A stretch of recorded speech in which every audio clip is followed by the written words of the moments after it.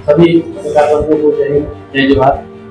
आज का जो मुद्दा है, ये मुद्दा छत्तीसगढ़ के लिए बहुत ही ज्वलनशील मुद्दा है।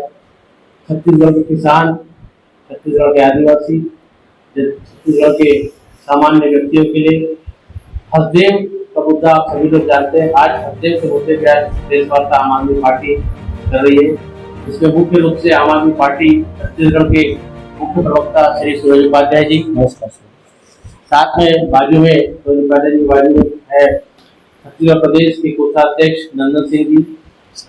और आज इस मुद्दे को लेकर के, हसदेव के मुद्दे को लेकर के हमारे मुख्य प्रवक्ता सूरज उपाध्याय जी बात कर सभी पत्रकार साथियों को मेरा नमस्कार, प्रणाम।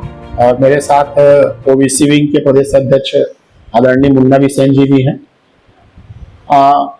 हसदेव का जंगल आज से फिर से कटना चालू हुआ है और पुलिस के डंडे के और उनकी बंदूक के नोक पे ग्रामीणों को जबरदस्ती उठा के बसों में भर के ले जाया जा रहा है। आप इस पूरे खेल को समझिए।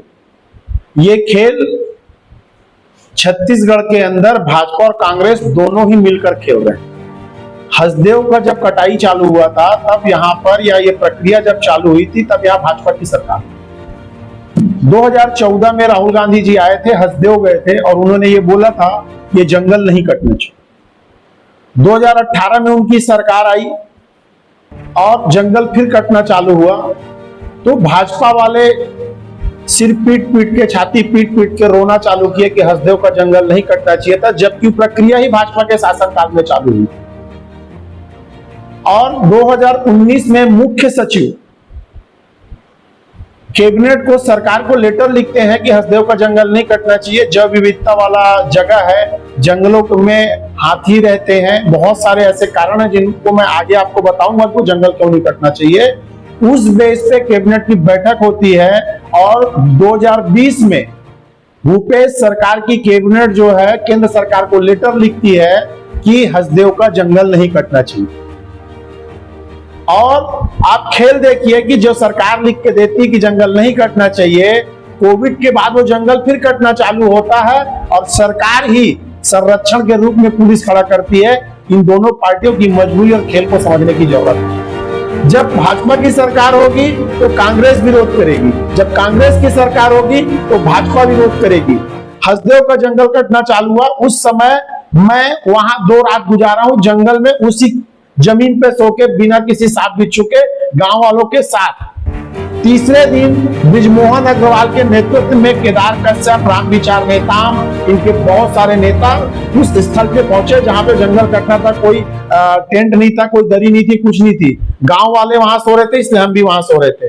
गांव वालों ने मुझसे बोला कि ये मंत्री नेता है, इनको बोलना क्या है। मैंने सिर्फ एक चीज बोलना कि साहब ये जंगल कटना चाहिए कि नहीं कटना चाहिए। गांव वालों ने एक ही बात रखा बृजमोहन जी के सामने कि क्या ये जंगल कटना चाहिए कि नहीं कटना चाहिए। बृजमोहन जी ने एक स्वर में बोला कि जंगल नहीं कटना चाहिए। दूसरा सवाल जो मैंने उनको बोला था बोलने के लिए कि साहब अगर ये जंगल कटेगा तो आप हमारे साथ हो कि नहीं हो। बोले हम आपके साथ हैं। और वो जंगल कट गया। भाजपा कहां थी, बृजमोहन जी कहां थे और कांग्रेस सरकार कहां थी, आप समझ सकते हैं। और अब वही भाजपा की सरकार है, अब कांग्रेस के लोग बोलेंगे।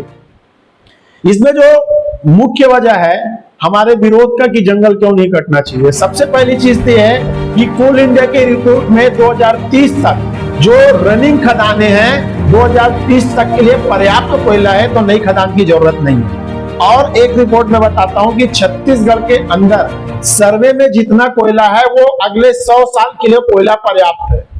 अब मध्य भारत का सबसे घने जंगल, या उस हसदेव को मध्य भारत का फेफड़ा भी कहा जाता है, जहां पे हाथियों का वास है, जैव विविधता है, बहुत सारे ग्रामीण रहते हैं। उस जंगल पे तो सरकार, अदानी क्यों काटने पे तुले हुए हैं। आप देखेंगे कि हसदेव के हाथी वहां से विचरण करते हुए महासमुंद तुंगनाथ पर पहुंचते हैं और छत्तीसगढ़ के अंदर हर साल लगभग 100 लोगों के हाथियों के कुचलने से, मारने से मौत होती है। वो हाथी सरगुजा, जसपुर तक भी पहुंच चुके हैं और न जाने कितने सैकड़ों हेक्टेयर जमीन को हाथियों के द्वारा मसल दिया जाता है। जब आप किसी का घर उजाड़ेंगे वो कहीं ना कहीं मूव करेगा। दूसरी सबसे बड़ी वजह मैं आप लोगों को बताना चाहूंगा कि हसदेव ऊपर में है और बांगर नीचे में है। जब हसदेव की कटाई करेंगे, भौगोलिक क्षेत्र से आप समझने की कोशिश करिएगा, जब हसदेव की कटाई होगी, जब पेड़ कटेंगे तो मिट्टी का जो पकड़ है वो कमजोर होता है, और बरसात का जो पानी है उस मिट्टी को काट के धीरे धीरे धीरे धीरे क्या करेगा, क्योंकि वो सारा पानी बांगों में आता है, और बांगों में आने के कारण पानी नहीं आएगा, पानी के साथ मिट्टी की लाद आएगी, और धीरे धीरे बांगों का कैचमेंट एरिया कम होता जाएगा। और बांगों के कैचमेंट से सबसे ज्यादा सिंचित क्षेत्र छत्तीसगढ़ का है, वो है जांजगीर चांपा। आप रिकॉर्ड निकाल के देख सकते हैं, कोरबा और बिलासपुर, तो 3 जिलों की फसलें जो है आने वाले भविष्य में किसानी करने लायक नहीं रह जाएगी। और इसके पीछे जो सबसे बड़ा खेल है कि जब वो जमीन किसानों के खेती करने योग्य नहीं बचेगी, तब वो गरीब किसान उस जमीन को बेचने के लिए मजबूर होगा, और इनके आका अदानी के पास जाएंगे कि साहब सस्ते में जमीन मिल रही है, छत्तीसगढ़ के अंदर जमीन खरीद लो और बहुत सारे लोगों को आप घर से बेघर कर दो।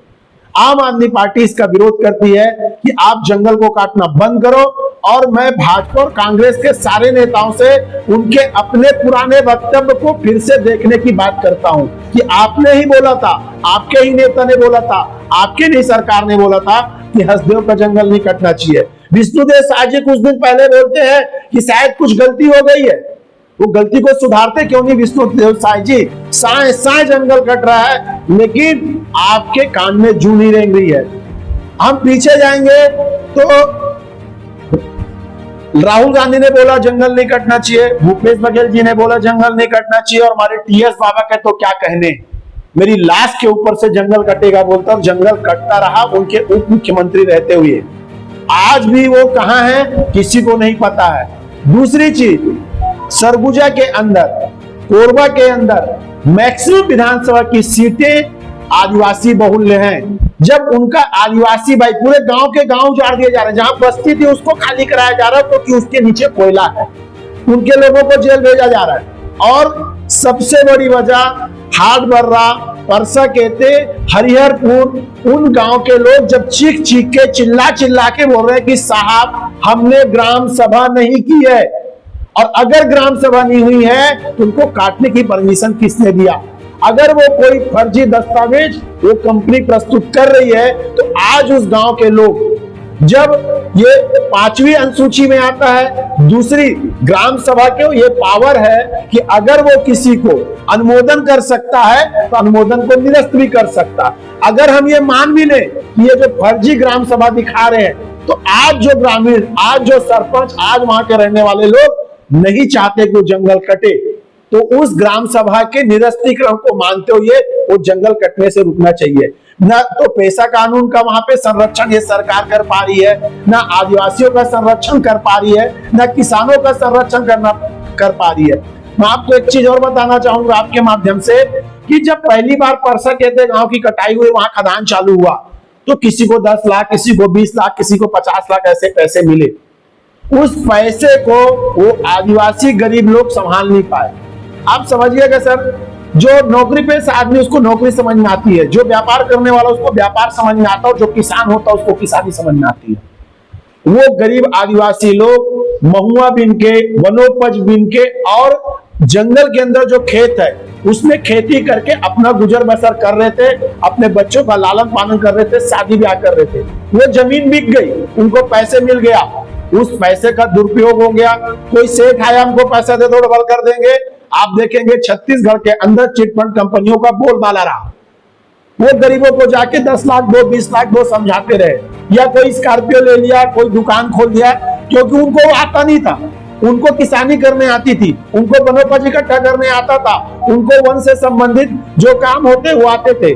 आज ना उनके पास जमीन है, ना उनके पास पैसा है, ना उनको अपना सर ढकने के लिए छत है। यही खेल हरिहरपुर के गांव के लोगों के साथ, घाटबर्रा के लोगों के साथ और अन्य गांव के लोगों के साथ किया जा रहा है। मैं सीधे तौर पर भाजपा के मुख्यमंत्री के ऊपर आरोप लगा रहा हूं कि उन्होंने बोला था, कांग्रेस के नेताओं पे आरोप लगा रहा हूं कि आप अदानी का दलाली बंद करो, और उस जंगल को, जब छत्तीसगढ़ के अंदर ऐसे भी आवंटन है या ऐसे भी एरिया है जहां पे पेड़ों की संख्या बहुत कम है, वहां से कोयला निकाला जा सकता है, आप उसी कोयले को क्यों निकाल रहे हैं? क्यों आप सरगुजा, कोरबा, जांजगीर चांपा, बिलासपुर सारी जमीनों को खत्म करके एक दिन अदानी को बेचने का काम कर रहे हैं। आम आदमी पार्टी इसका विरोध करती है और हर तरीके की लड़ाई लड़ने के लिए आम आदमी पार्टी तैयार है। आप कह रहे हैं जंगलों की कटाई से खाते हो, आपकी रणनीति क्या है, कैसे बचाया जाए? देखिए, ये ग्रीन ट्रिब्यूनल में भी लगा है, हाई कोर्ट में भी गए हैं, केंद्र सरकार को भी लिख रहे हैं। हम लोग रविवार को 1 तारीख को आम आदमी पार्टी अंबिकापुर में 1 दिन का धरना प्रदर्शन करेंगे, शाम को जुलूस निकालेंगे और कलेक्टर का घेराव करेंगे। हमारा जो सबसे बड़ा ऑब्जेक्शन है, एक दिन काफी आप मेरी रणनीति पूछे तो मैं आपको बता रहा था, कलेक्टर से हम इस चीज का घेराव करेंगे, उनसे जवाब मांगेंगे। जब गांव के लोग चीख के, चिल्ला के, विनती करके और हरिहरपुर से पैदल चल के राजभवन तक आए थे, आप लोगों को भी याद होगा कि साहब हमारा जंगल नहीं कटना चाहिए। जब वो गांव के लोग बोल रहे हैं कि ग्राम सभा फर्जी है, तो कलेक्टर के ही अंदर का वो ग्राम सभा कैसे सही हो गई? और सही है तो आज वो ग्रामीण बोल रहे इसको निरस्त करो, इसलिए हम कलेक्टर से जवाब मांगेंगे।